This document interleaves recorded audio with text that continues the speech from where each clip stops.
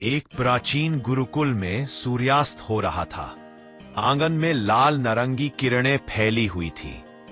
विशाल वटवृक्ष के नीचे गुरु विष्णुगुप्त शांत भाव से बैठे थे। उनके सामने उनका शिष्य देवदत्त परेशान चेहरे के साथ खड़ा था। देवदत्त ने हाथ जोड़कर कहा, गुरुदेव गुरुदेव, मैं बहुत परेशान हूं, कृपा करके मेरी मदद कीजिए। गुरुजी ने मुस्कुराते हुए कहा, बैठो पुत्र, पहले शांत हो जाओ, अब बताओ क्या हुआ। देवदत्त जमीन पर बैठ गया और बोला, गुरुदेव, मेरी कपड़ों की दुकान है। मैं व्यापार करता हूं, लेकिन मेरा व्यापार डूब रहा है। मेरी बहन माधवी की शादी सिर्फ 3 महीने बाद है और मेरे पास पैसे नहीं हैं। गुरुजी ने पूछा, व्यापार डूब रहा है, क्यों? तुम तो मेहनती हो, ईमानदार हो, फिर समस्या क्या है? देवदत्त ने सिर झुकाकर कहा, गुरुदेव, हर कोई मुझसे फायदा उठाता है। मेरा दोस्त विशाल आता है और कहता है, देवदत्त, मुझे कुछ कपड़े उधार चाहिए।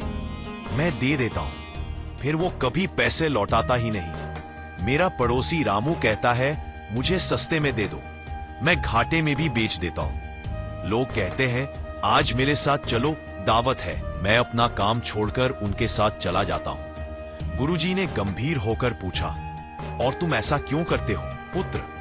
देवदत्त ने कहा, क्योंकि गुरुदेव, मुझे डर लगता है कि अगर मैंने मना कर दिया तो लोग मुझसे नाराज हो जाएंगे। मैं नहीं चाहता कि कोई मुझसे नाखुश हो, लेकिन अब मेरी हालत यह है कि पैसे नहीं हैं, दोस्त मुझे बेवकूफ समझते हैं, और सबसे बुरी बात, मैं खुद बहुत दुखी हूं। गुरुजी ने धीरे से कहा, देवदत्त, तुम कमजोर नहीं हो, तुम्हारा दिल बहुत बड़ा है, लेकिन कभी कभी बड़े दिल वाले लोग खुद को भूल जाते हैं। तुम्हें लगता है कि दूसरों को खुश करना ही सबसे बड़ा धर्म है, लेकिन क्या तुमने कभी सोचा कि खुद को खोकर तुम किसी और को ऐसे खुश रख सकते हो? देवदत्त ने आश्चर्य से कहा, नहीं गुरुदेव, मैंने तो कभी ऐसा सोचा ही नहीं। तो आज मैं तुम्हें एक कहानी सुनाता हूं। बहुत समय पहले की बात है। एक राज्य था, वैभवपुर। वहां एक मंत्री थे, राजा के बहुत विश्वास पात्र, बहुत योग्य और बुद्धिमान। देवदत्त ने उत्सुकता से पूछा, तो फिर उनकी क्या समस्या थी गुरुदेव? गुरुजी ने कहना शुरू किया, वही समस्या जो तुम्हारी है पुत्र। सोमदत्त भी सबको खुश करना चाहते थे। राजा कहते, सोमदत्त ये काम करो, वे तुरंत कर देते। प्रजा कहती, सोमदत्त हमारी ये समस्या हल करो, वे हल कर देते। एक दिन राजा ने कहा, मंत्री जी, मुझे उत्तर दिशा के राज्य से संधि करनी है, तुम जाकर बातचीत करो। सोमदत्त तैयार हो गए, लेकिन उसी दिन उनकी पत्नी बीमार पड़ गई। बच्चे रो रहे थे। फिर भी सोमदत्त ने सोचा, राजा को निराश नहीं करूंगा, और वे चले गए। देवदत्त ने चिंता से पूछा, फिर क्या हुआ गुरुदेव? गुरुजी ने आगे बताया, 2 महीने बाद जब सोमदत्त लौटे तो उनकी पत्नी की हालत और खराब हो चुकी थी। बच्चे नाराज थे। बच्चों ने कहा, पिताजी, आप हमेशा राजा और दरबार के लिए समय निकालते हैं, लेकिन हमारे लिए कभी नहीं। सोमदत्त के दिल पर चोट लगी, लेकिन अगले ही दिन राजा ने फिर कोई काम दे दिया और सोमदत्त ने फिर हाँ कह दी। देवदत्त ने दुखी स्वर में कहा, लेकिन गुरुदेव, वे तो अपना परिवार भी खो रहे थे। गुरुजी ने कहा, बिल्कुल सही। एक दिन दरबार में बड़ा विवाद हुआ। 2 मंत्रियों अमर सिंह और कृष्णदेव में झगड़ा था। अमर सिंह कह रहा था कि राज्य में नया कर लगाना चाहिए। कृष्णदेव कह रहा था कि प्रजा पहले से परेशान है, नहीं लगाना चाहिए। राजा ने सोमदत्त से पूछा, तुम्हारी क्या राय है? सोमदत्त ने सोचा, अगर अमर सिंह के पक्ष में बोलूंगा तो कृष्णदेव नाराज हो जाएगा, इसलिए उन्होंने कहा, महाराज, दोनों की बात सही है, हम मध्यम मार्ग निकाल सकते हैं। राजा को यह जवाब पसंद नहीं आया। राजा ने कहा, सोमदत्त, तुम हमेशा दोनों पक्षों को खुश करने की कोशिश करते हो, तुम्हारा अपना कोई पक्ष नहीं है। देवदत्त ने पूछा, और फिर गुरुदेव? गुरुजी ने बताया। सोमदत्त को बहुत बुरा लगा। रात को अपने कक्ष में बैठे थे। पत्नी ने पूछा, क्या हुआ? सोमदत्त ने कहा, मैं सबको खुश करने की कोशिश करता हूं, लेकिन क्या मुझसे सच में खुश है? पत्नी चुप रही। सोमदत्त समझ गए कि वे किसी को खुश नहीं कर पा रहे थे, और सबसे ज्यादा खुद दुखी थे। कोई बात है? देवदत्त ने उत्सुकता से पूछा। तो सोमदत्त ने क्या किया? गुरुजी ने कहा, अगले दिन वे एक सन्यासी के पास गए। सन्यासी ने पूछा, सोमदत्त, अगर एक नाव में 10 लोग बैठे हैं और नाव डूब रही है, तो सबसे पहले किसे बचाना चाहिए? सोमदत्त ने कहा, सबसे पहले बच्चों को, फिर महिलाओं को। सन्यासी ने कहा, गलत, सबसे पहले तुम्हें खुद को बचाना चाहिए, क्योंकि अगर तुम डूब गए तो किसी और को कैसे बचाओगे?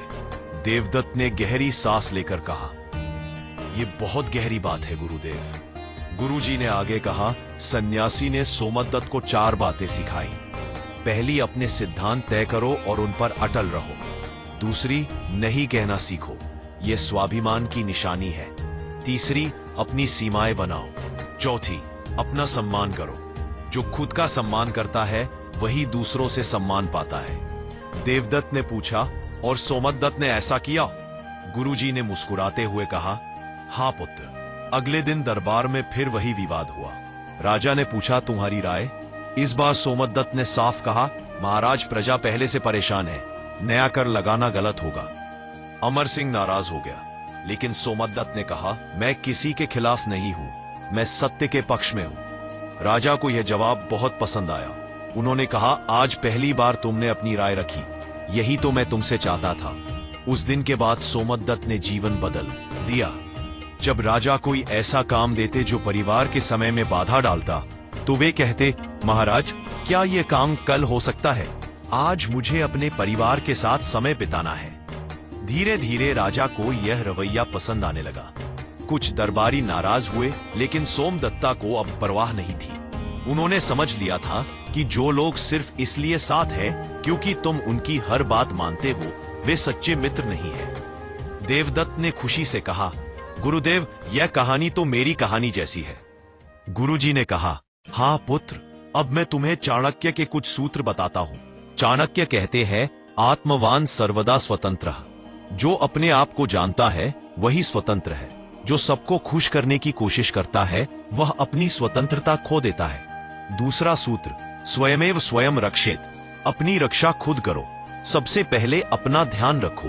तीसरा, सत्य बोलो, प्रिय बोलो, लेकिन सत्य और प्रिय में चुनना पड़े तो सत्य चुनो। चौथा, नहीं कहना सीखो, यह अपराध नहीं है।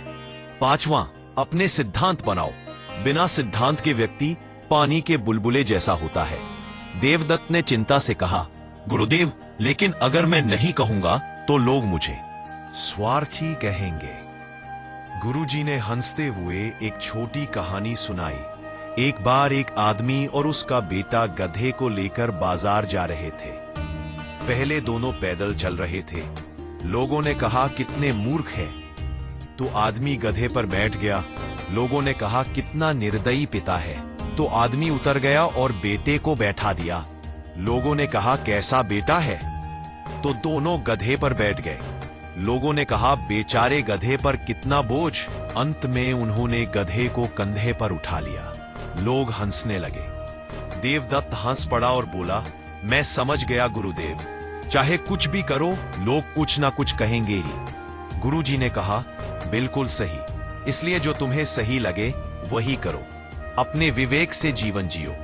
देवदत्त ने दृढ़ स्वर में कहा, गुरुदेव, कल से मैं अपने जीवन में बदलाव लाऊंगा, मैं सिद्धांत बनाऊंगा, मैं नहीं कहना सीखूंगा। गुरुजी ने आशीर्वाद देते हुए कहा, बहुत अच्छे पुत्र, बदलाव धीरे धीरे आता है, कभी फिसलोगे भी, लेकिन हार मत मानना।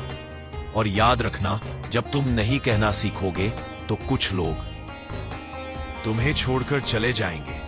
यह दर्द देगा, लेकिन जो पेड़ फल देना बंद कर देता है उस पर पत्थर फेंकना भी बंद हो जाता है। देवदत्त ने प्रणाम करते हुए कहा, धन्यवाद गुरुदेव, आज आपने मुझे जीवन का सबसे बड़ा पाठ सिखाया।